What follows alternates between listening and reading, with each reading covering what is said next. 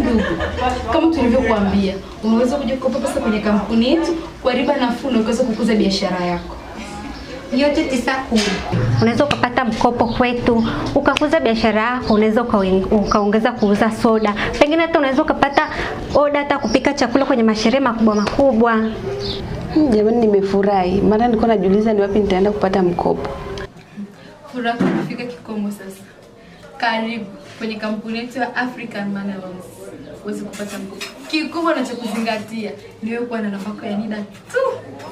Na Marita tena ninayo, hata sio shida. Hapo umeweza. Ni wewe tu na muda wako. Karibu. Chelo utakuta mwana si wako. Basi asanteni, kesho nitakuja kuchukua asubuhi. Rowai sasa. Sisi tunaenda basi. Usichelewe. Haya, asanteni. Haya. Ubaki salama.